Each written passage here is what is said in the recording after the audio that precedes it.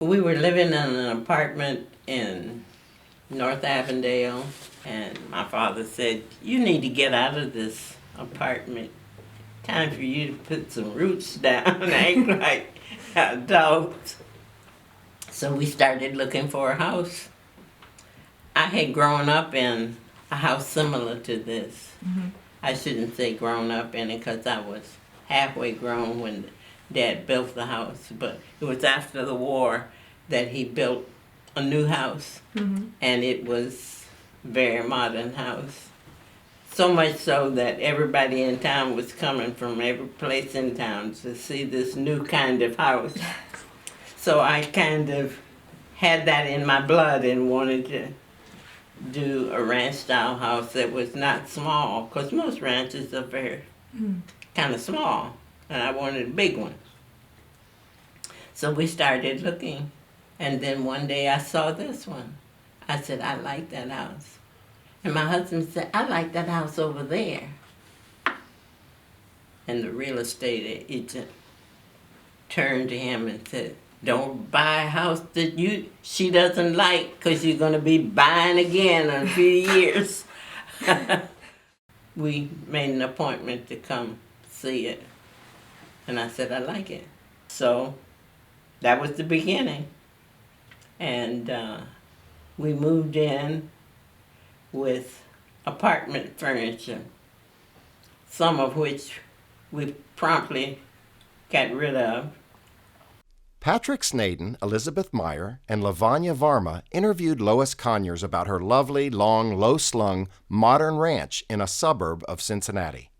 The house has exterior veneers of thin, horizontal stone combined with vertical wood siding and deep overhanging eaves. The horizontality and natural materials of the house recall the organic houses of architect Frank Lloyd Wright. Some modern ranches, like this one, are popularized versions of Wright's prairie houses. Lois's house was constructed in 1953 and 4 by Cincinnati builder Raymond Hare. He lived in it for a decade, then sold it in 1964 to Lois and her dentist husband. Lois has lived in the house since, and though she has changed and updated her interiors over time, they retain a wonderful sense of mid-century character and authenticity. The porch is recessed, and the door is asymmetrically placed. The door itself is striking. Between diagonally incised lines, there are 3 turned wood bullseye motifs, the central one the size of a car wheel. The storm door has a scalloped frame with a hint of 1950s early American. Beyond the front door is an ample vestibule with its original tile floor. This space is the circulation center of the house. Sculptural shelves and a planter form an open screen between the vestibule and living room. The kitchen is located along the street front of the house and lit by small, high windows. Lois's kitchen retains some of its original 1950s metal cabinets and stainless steel sink. Beyond the kitchen and breakfast room is a sunroom filled with colorful plants, art, and furnishings. Lois had the original screened-in porch glazed to create this light-filled space. The living room has 2 huge windows positioned at right angles in a corner. They offer expansive landscape views and light. Some of the neighboring houses can be seen, mostly of early to mid-20th century colonial and Tudor designs, contrasting with the modernism of Lois's house. Opposite the corner windows, between the living and dining rooms, is a large fireplace, finished in the same horizontal stone as the exterior of the house. Large central chimneys and fireplaces are another influence of Frank Lloyd Wright. Filling the wall above the long stone mantelpiece is a huge architectural mirror of horizontal gridded panels, reflecting the room and the light from the windows opposite. A large opening beside the fireplace leads into the dining room. Vestibule, living, and dining rooms all flow together, but are subtly defined overhead by dropped soffits and changing ceiling heights.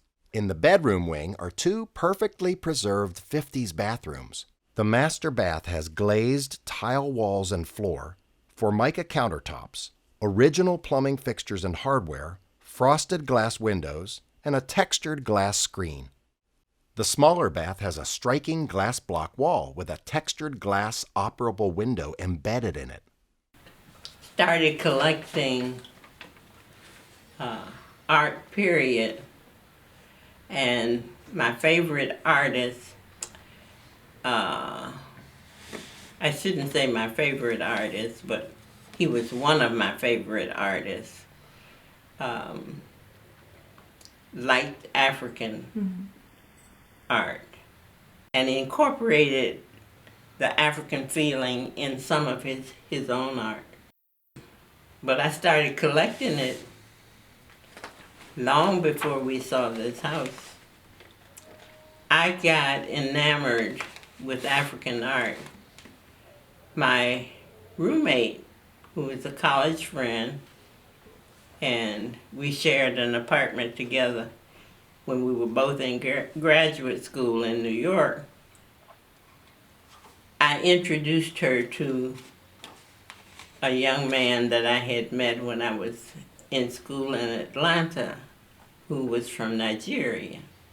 And lo and behold, it clicked. And he started telling us about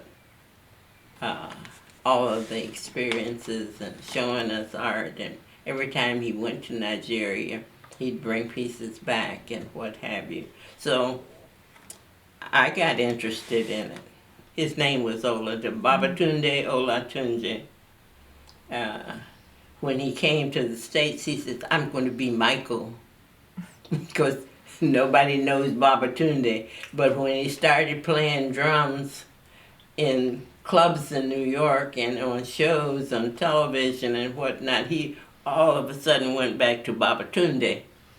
But that's where my interest in African art started. He was an accomplished drummer. He took off instead of finishing his PhD.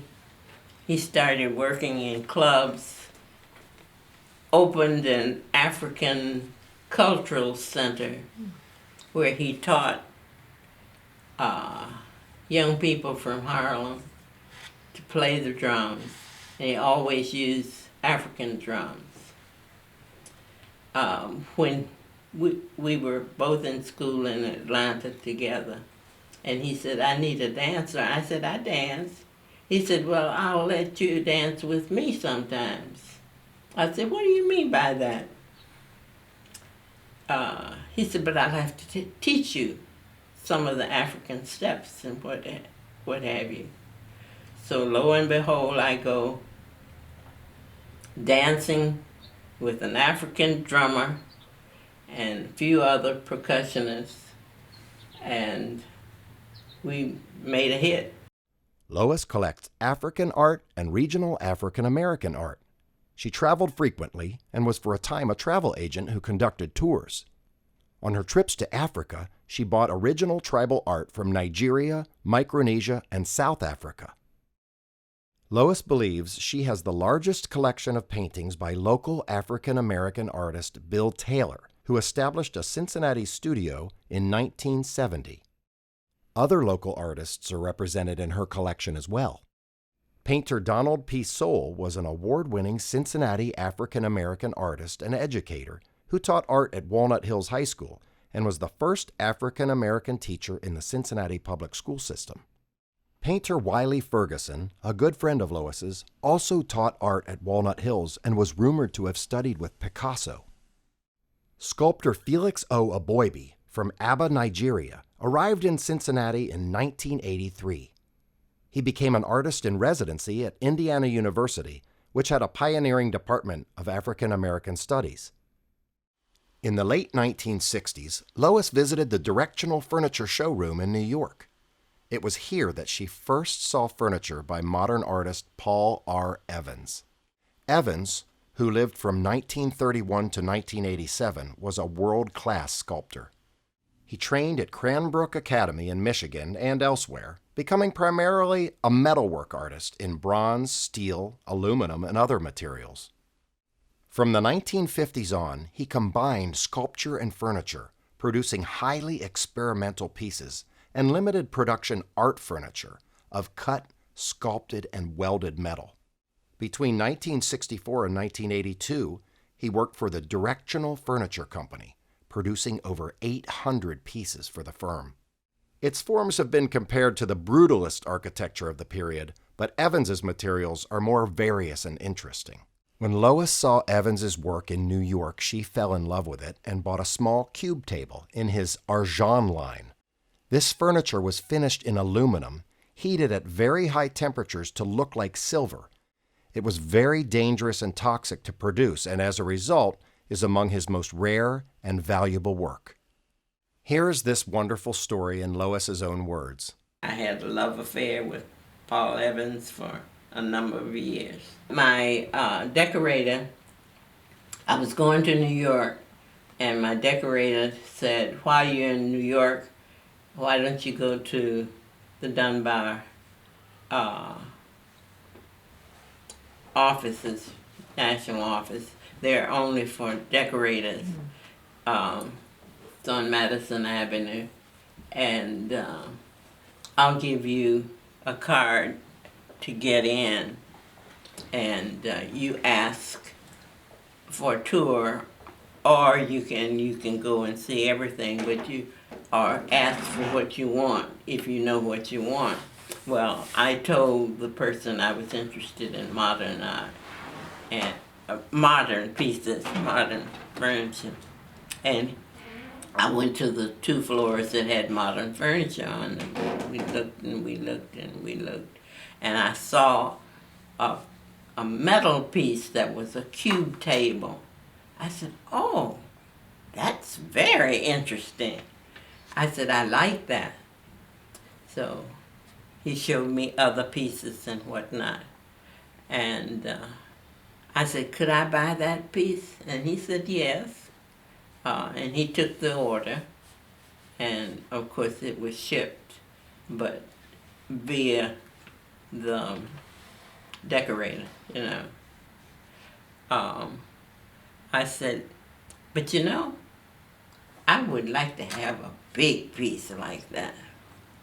And he ran back to his desk and got a catalog and started flipping through. And I saw the catalog, and I said, "I would like to have the biggest piece of that you can get." And he looked. He had some other pieces by Paul Evans. You know, he did 2 or 3 series of furniture, different kinds. Some gold, some wood and metal just combined and whatnot. So I started looking and taking notes. And I said, I like that a lot. So the person asked me, what are you looking for? I said, a buffet. I only want a buffet in my dining room. I want a table with 8 chairs and a buffet. He says, "How big is your dining room?" I gave him the dimensions. He says, "It's going to have to be a big piece to fill up that room." I said, "I guess that's what I'm looking for." Took him a year to make it, and it took us a year before we were able to pay to buy it. So that was a 2-year process. At that time, it was quite expensive. As dining room buffets go, that included nothing but the buffet. My piece was signed, and every now and then I'd show off and say, "This piece was made by Paul Evans, and here's his signature." It was done in silver. I don't know what, but the piece was stainless steel and aluminum, and he had beaded these pieces together. And in the process, he also painted pieces, which made for not only structural design, but visual design in terms of some was painted black and then lacquered over top of that, and then some had scratch designs in them, and some had teardrops designs in them, but it was most interesting. And I said to myself, that's what I want. Well, when it arrived, there were 2 men on the truck, and they started trying to get it out of the truck. And they said, this is the heaviest piece, and I've been in this hauling business for 32 years, and this is the heaviest piece I've ever come across. And even some of the neighbors came to help, but they got it in.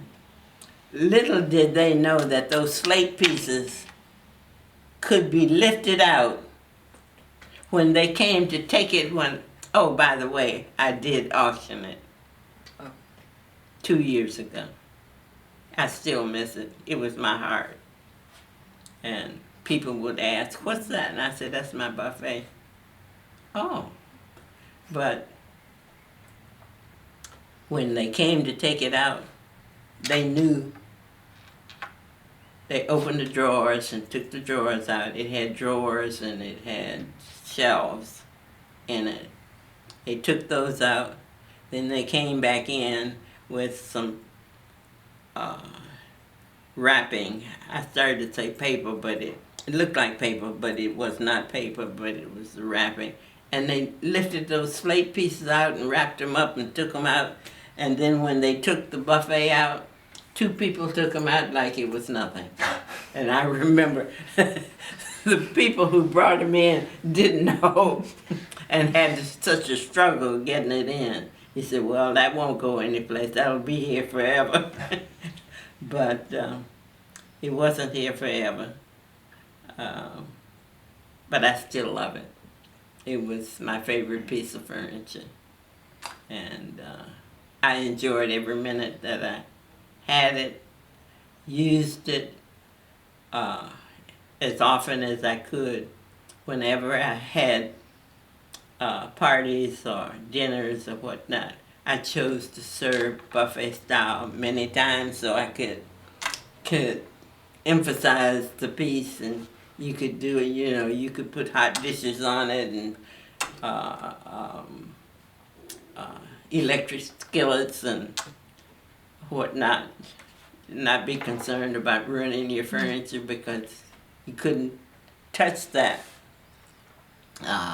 slate, except it might get dirty. You'd have to wash it. There's some food stuff spilled on it, and it was easy to do. But I still miss my buffet. I have another buffet, but it's not that. And nothing ever replaces it.